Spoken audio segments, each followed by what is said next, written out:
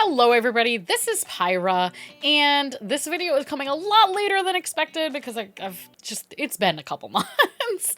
However, I did not want to ignore this video and leave it in the dust. PAX East 2024 was back in March, and as I have done since last year, I want to go over my experience with you and share all of the things that I experienced at PAX East 2024. So I'm going to give you a complete overview of my experience at PAX, the things I saw and did, and what I might have done differently. And I'm going to recap with the pros and cons of the event this year and what I hope for in years to come.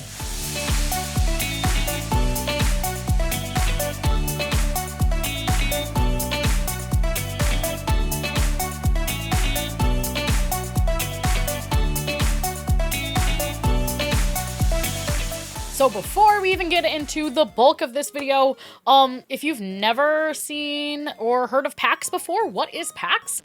PAX East is a gaming convention that covers everything from video games to board games and so much more. PAX happens in several locations across the US and I think technically across the world. However, the only one that I go to regularly and that I'm focusing on for this video is PAX East, and the East is the Northeast specifically. It takes place in Boston, Massachusetts. So my relationship with PAX, I am a lifelong gamer, and the moment that I found out what PAX East was, I instantly fell in love with the convention. I have been attending PAX regularly since like 2016, 2017, and every year that I've gone since, I have just loved it more and more, and I really have grown a strong affinity and love for PAX East. PAX itself is just a community. Like, truly, it is beyond just the 4-day window every year. It is really a community, and I do my best to keep in the know all year round through the PAX East Facebook group, through, different tags on social media, and normally a lot of my content revolves around Final Fantasy XIV. However, I have to do all this PAX content just because I feel so strongly about it, and it has been something that I have truly enjoyed over the past several years. And so a lot of my content in the past year has revolved around creating content for both viewers and attendees of old and new. So overall, my overall experience and review for PAX East, PAX just did not disappoint yet again. I had an amazing time at PAX like I do every year. I was only able to attend the Thursday and Friday again this year, sadly. I'm still praying and hoping that I can go all 4 days next year. But I was able to meet up with some online friends. I had the opportunity to play some new games that I had never played before, some old games that were like just new to me, but other people have played, and then just taking part in some amazing events while at the convention. The vibes of PAX were amazing as always. Everyone was just so hyped, and it is just such a great experience. So cool to see everybody come together with their love of gaming and just kind of vibing with each other, and just good energy, good vibes all around. One of the neat things that even happened to me while I was there in the good vibes is someone recognized me from my PAX East tips video. I made a lot of informational videos this year. That's kind of where my YouTube channel has kind of led me to. And I did a lot this year related to PAX East specifically, breaking down certain tips and tricks.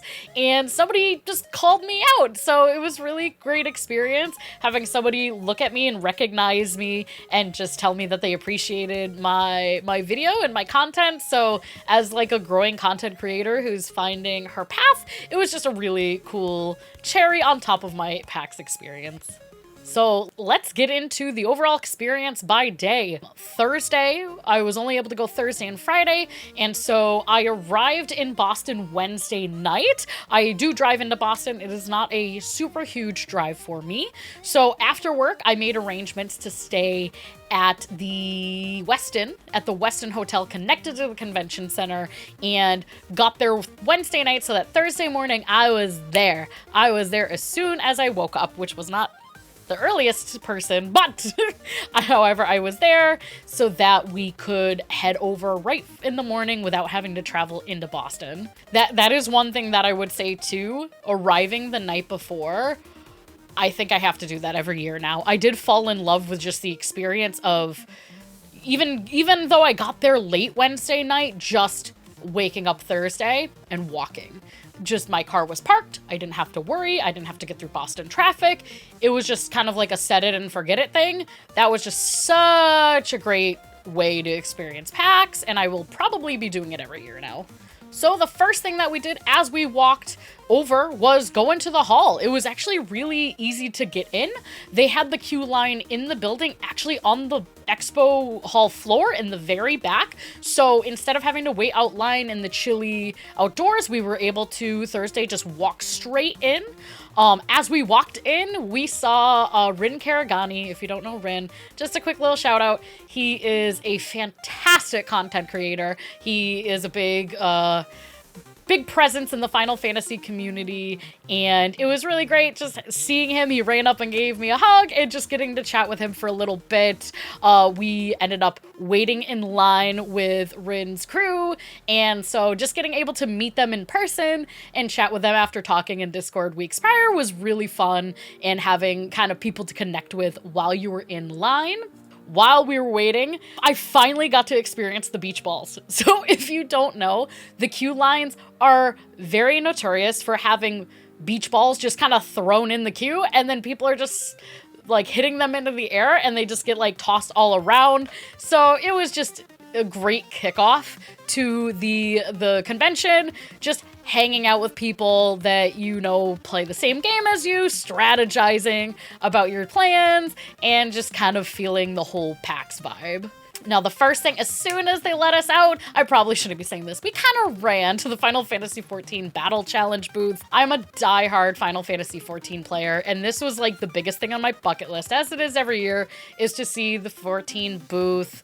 And we got there with a full 8-man party, and literally we were like one of the last people in the line. It was that crazy. So we were able to get in right away. We had our full group of 8, and I think we waited in line a little bit over an hour, but we were able to get in and battle against Asura for our full I Beat Asura t-shirt, which was fantastic. Just overall, like, hanging out and chatting with friends from Final Fantasy XIV of new and old, and partaking in all of the 14 things at the booth was amazing. Throughout the day, I had met up with other friends that I had known from Final Fantasy XIV at the 14 booth, and it was just really cool kind of having that be almost like a central hub of my weekend. It was just a really cool experience getting to go back there time and time again. Along with this main battle challenge area, the 14 booth also had a new players area for people who wanted to try the game, and anybody who played through the new players area actually got a starter edition for free as well. So that was a really cool thing there for those players. There were 2 very big photo op areas, and they were handing out free merch throughout all the days, such as the bucket hats, lanyards, and stickers if you had filled out a little survey after doing the battle challenge. This booth was one of the, if not the biggest booths at PAX, and it was packed. Like, literally, the 2 days I was there, it was absolutely packed. So, like, it made me feel so good that I got it just done. And not that I wouldn't want to have gone back later, but just done and over with, the minimum of everything that I wanted to do right out of the gate, so that way the rest of my trip I could really focus on new games and not worry about missing my opportunity in the 14 booth. Now, we did go back to the 14 booth, however, because they did bring out some mascots. We got our Moogle and Loperit that we got to take photos with, so I had to go back every time I saw a new mascot just to take some more photos. So after our time at the 14 booth, it was already about lunchtime somehow, because time flies way too fast when you're having fun. So we did just a quick lap, not even a full lap around the convention hall, but we kind of made our way to the lawn outside where the food trucks were parked, and we got some really delicious foods from the food trucks, my favorite spot to get food every year at PAX. After grabbing some food, we came back into the convention hall to do a proper walk around the exhibit floor and to see what vendors had in store for 2024's event. This is something that I love to do on day one. I just love scoping the area, so it was really cool to just kind of like walk around and get a good feel for everything that was on the exhibit floor. As a whole, this year, there were definitely less vendors than years past from what I've seen. Pretty much this was the lowest attended I don't want to say the lowest attended event. This was the lowest vendor attended event that I've seen. However, some booths went all out, providing amazing experience. Like I said, the 14 booth was one of them, but I know the booths that were there were really, really impressing me with how much level and stuff, for lack of a better term, just stuff that they had at PAX. Due to there only being a handful of big vendors at PAX, like all the booths were packed. Like they were pretty packed, more than I think I remember. I know Thursday also got sold out, I believe, because MatPat was doing like the opening keynote speech. So I think once MatPat was announced, Thursday sold out. So I think that kind of attributed to a lot more people on Thursday than we're used to. To be honest, this is the first year I didn't do much on the exhibit floor itself as far as seeing booths. Sometimes it is hard to see the booths, and there were times that I wanted to go to some, but I didn't want to wait, and I kind of made jump decisions, and we just didn't get to do many things on the floor that I was initially hoping. Probably just because of the amount of people and my anxiety waiting in line sometimes. So Thursday as a whole, like I said, we went through the hall. We were really just scoping out what there was to do and what we might want to do. As well, kind of took a lot of B-roll, was just trying to figure out the whole layout for the year because of, like I mentioned before, with the long lines. We only tried a few indie games on the floor, and we really prioritized this year on heading up to some of the other areas that we don't normally go to. One of them was the console, the open console area upstairs.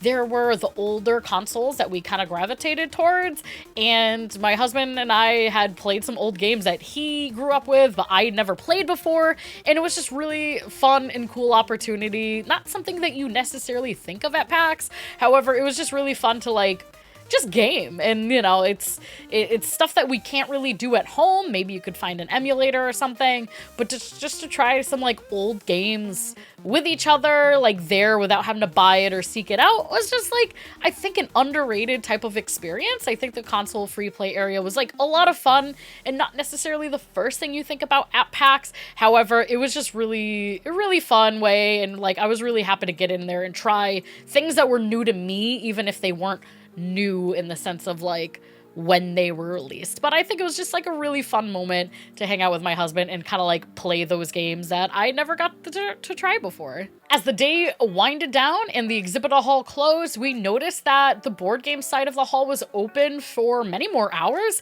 That was actually kind of a shock to me. I'd never stayed in that area post like the normal exhibit hall hours closing, so it was really fun to go and see that after the main exhibit hall closed. We met up with one of my good friends that I've been meeting up at PAX for years now, and we played Crokinole. I don't know if I'm saying that correctly, but Crokinole for the first time. We got to get a crash course in that, and it was just a lot of fun playing the board game kind of after hours of the main exhibit floor. I'd never heard of that game before, and honestly, I'm not as much of like a tabletop games person just because all my friends live far away, so it's just not something that I do too much of. But this was like a really great opportunity to just try something new and to have fun with some friends IRL. I didn't get footage or videos of the game this year, sadly, but it is something really cool, and I definitely would play it a lot more in the future. So Thursday, we did a lot of that back and forth, kind of bobbing around the exhibit hall. So Thursday night, we decided that we were going to keep it a little low-key, not go to any of the events, but we wanted to go out to a nice dinner. So we went to Tamo, which is the restaurant inside the Seaport Hotel, just across the bridge, within walking distance from the hotel and the convention hall. It was a little pricey, but my husband and I like never go out. And so this is actually like our only trip this year. We're just doing a staycation for Final Fantasy XIV's expansion. So this was kind of like our little trip to splurge a little bit. So it was like a nice pricey little dinner, but it was fantastic as usual. Mwah! Love it every year. In the past, we've gone out to some of the evening events, but like we got no sleep the night before, and just we're in our 30s now, so we weren't feeling like trying to go to a bar, trying to go to anywhere crazy. So we just went to the hotel straight after dinner and caught up on some Z's before Friday. So Friday morning, we went to the convention hall a little bit later than on Thursday, but we were able to walk right in because doors had already opened. Our goal that morning was to go straight to the Final Fantasy 15 panel, and we got right into a queue room and waited to get into the panel. We were very fortunate where we got put into the second queue room because we were a little bit later. However, we got in there, no issues. They made really good use of the queue rooms this year. So we were able to sit in a room, stand in a room for a little bit, and wait out our time to see the Final Fantasy 15 panel. Sadly, because I don't own a PS5, I haven't been able to play Final Fantasy 15, but I have absolutely loved seeing the playthroughs of the game. The game looks amazing, and I just was so happy to get to the panel, as a lot of the 15 team is the same as the Final Fantasy 14 team, so I had to see Yoshi, I had to see Koji, and I was so excited to see our baby girl, Ben Starr. I had been saying the whole time I knew Ben Starr was going to PAX. I'm not gonna say it, but I'm gonna say it. I was saying the whole time he's going to go to the 15 panel. He's not announced, but there's no way that Ben Starr is at PAX and is missing the 15 panel. And that's exactly what happened. He got pulled out on stage and he got to read off some questions from the fans, and it was just a fun little experience to have at PAX. After the panel, we were able to walk around the exhibit hall again, and we tried out some products from vendors, such as the chairs. So it was a little less on like the indie game side, but kind of more like testing out some chair and desk equipment that was there. That was a really cool experience. I usually buy a lot of my gaming setup stuff online, so getting able to try some new products that are geared towards gamers was really cool, especially because it's products that are very unique that you don't, like, there's no storefront for it. So we just kind of tried different booths in different areas that had some openings. And the next thing that we did was go back to the Final Fantasy 14 booth. There was a Discord group meetup and a group photo, so I took part in that as well, just because it was fun to meet up with more 14 fans, of course. And Friday, not after the 15 panel, nothing like too overly exciting happened. Like, it was still a lot of fun, but mostly we just walked around, enjoyed walking around, making sure to sign up for all the giveaways and check out as much as we could from a distance on the floor. It's kind of like concerts, where the older I get, the less I'm like wanting to like go in the crowded areas, and I'm like, I can enjoy a little bit more from a distance. After walking around for a couple hours, we caught about 2/3 of the Warframe panel in the main theater. If you don't know by now, if you don't know me, Warframe is one of my all-time favorite games, and it is the reason why I've gotten into gaming as I know it today. Even though I've been a lifelong gamer, 14 is the first like online game, like truly online video game that I've done, and it introduced me into gaming for hours at a time. It introduced me into just so many things. The fact that there can be a game that's kind of ongoing and continuing, and there's, you know, so many things to do. So this was just a really cool experience seeing Warframe at PAX East again. And we had already gotten tickets to Tenno VIP after party, so it was really good considering this kind of like a pre-gaming event for Warframe before the after party that night. One of the games that we were able to try on the floor, actually, was Diplomacy is Not an Option by Door 407 Games. So this was one that I was actually looking for because they did contact me the week before PAX, and I knew I had to stop by and check their game out. I am new to this style of game, and I love being able to talk to the dev team as I played it, and I expect to do a full review video on both their Diplomacy is Not an Option game as well as their game Urbo in the coming future. It was just really cool and reminded me how awesome it is to talk to people at PAX, not just play things, but also to talk to the devs and to get a little bit of their backstory of why they got into the gaming, what is important to them. So this was just a cool little experience that I got to have in the afternoon Friday, playing an indie game and connecting with one of the devs. The last big thing on my bucket list for Friday that I had to do before leaving PAX was buying merch. I wanted to do this Thursday, however, I was just not I was like, I kind of wasn't 100% on what I wanted, so I had made the decision to wait Friday. Luckily, I was able to get both things I wanted on Friday. I got 2 long sleeve shirts, which is not good for this time of year, but I got the metal black shirt that says video games on it. As a metalhead myself, I needed that shirt. It just made a lot of sense. And then I got their green flannel happy 20 years of PAX, which was just cute, and I needed to have a nice new flannel. And Friday, just time went by like way too fast.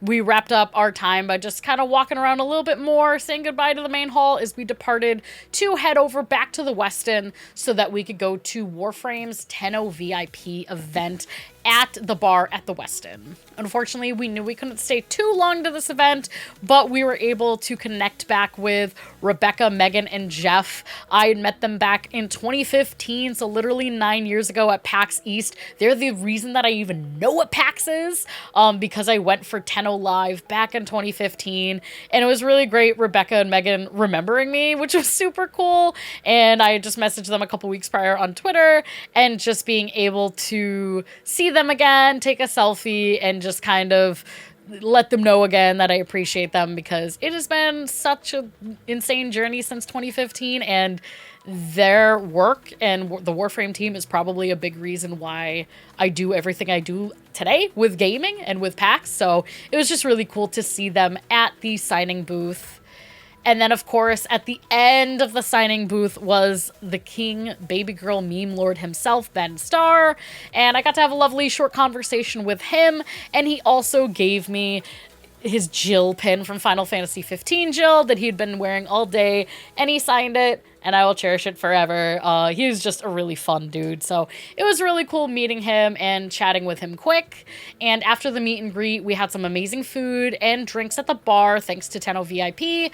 And then we said goodbye to the event as well as PAX East, as we had to head out to pick up our puppies and head on home. Also, before I go to the next part, I realized I was told now that I've been saying Final Fantasy 15 instead of 16. I goofed. It is not 15. It is 16. My brain isn't working. So that's my only excuse. So after we'd gone home, I was sad that we had to leave halfway during PAX. 2 days, for me, 2 days is not enough. But I was able to at least follow along with the panels that were streamed on Twitch, which was a really great kind of way to send off. Like, I was mad that I couldn't be there, but I'm really happy that they streamed to Twitch for the big panels. The Final Fantasy 14 Dawn Trail panel was on Saturday, and I was so mad and sad to miss out because Saturday had sold out before I could could solidify plans if I could take Saturday off. So unfortunately I had to miss it. However, I was able to live stream it and watch it on Twitch. So it was really great that I was able to watch at home and partake in the fun, even though I couldn't be there in person. And so that was everything that I did at PAX and kind of the things after PAX. Pros and cons next. Pros, definitely the vibes of PAX. It is always an amazing experience every time. Meeting friends, meeting people that you had met prior online, or even just meeting up with friends, once a year that we do at PAX was a really cool experience.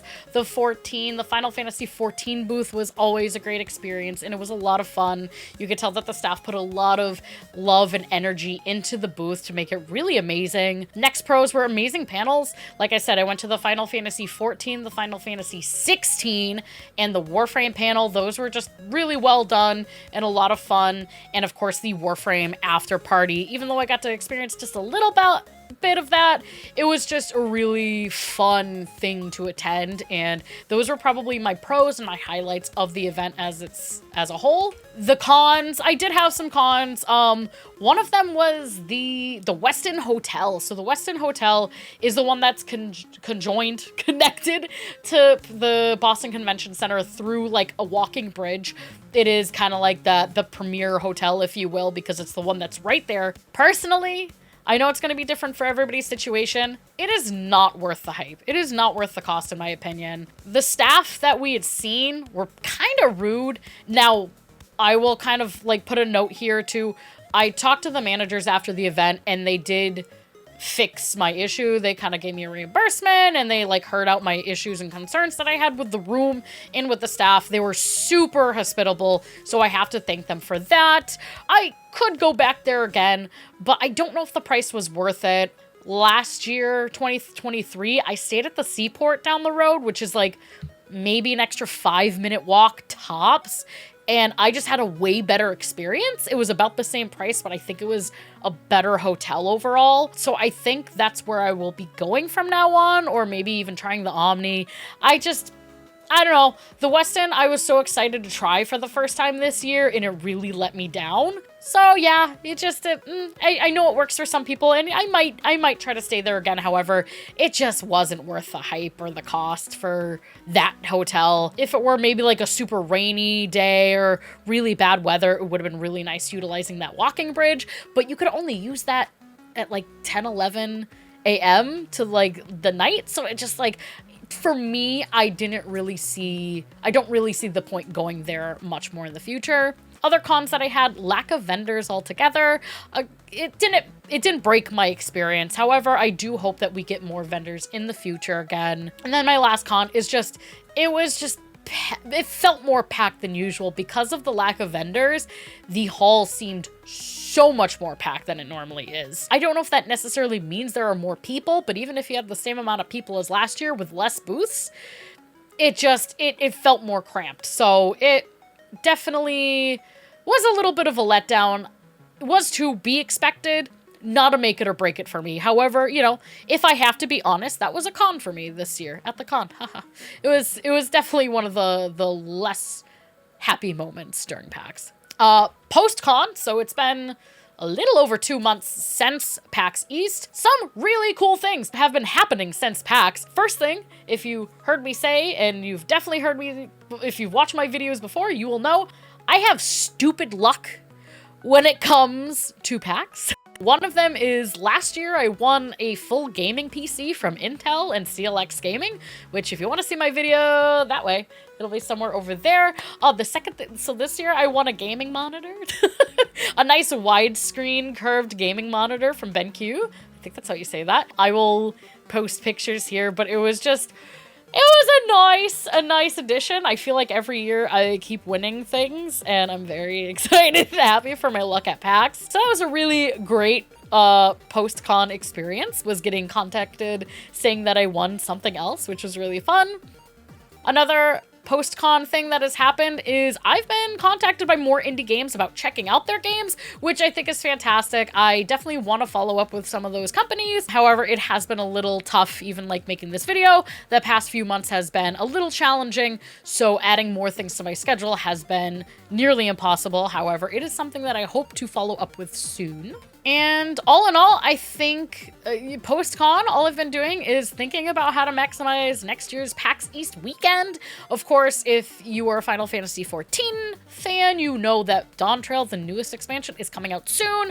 So that is my current focus as of yet. And then now that we know that May is the time for PAX East 2025 next year, I am just going to be taking some time to think about different tips and tricks, different from the ones I had this year, maybe reaching out to more people, and then seeing if we can come out with some more PAX-related content in the next upcoming year. So just a recap, this year's PAX was yet again amazing, even with a couple nuances or like a couple of the cons. Like overall, I think it was a really amazing experience, and I am so determined to go all 4 days next year. I'm very hoping that everything in life, the stars that will align, and I can go all 4 days next year. And that is pretty much it for my PAX recap video. If you're interested in PAX information, including updates, tips, tricks, and more, please like and subscribe to my channel. I also create a lot of Final Fantasy XIV content, and I have been also reviewing some indie games. So if you're into gaming, if you like my vibe and how my channel is, then come join. We have a lot of fun. We goof around a lot, and it is just a really fun experience. And thank you so much for watching my PAX East 2024 recap. We will see you in game. Bye!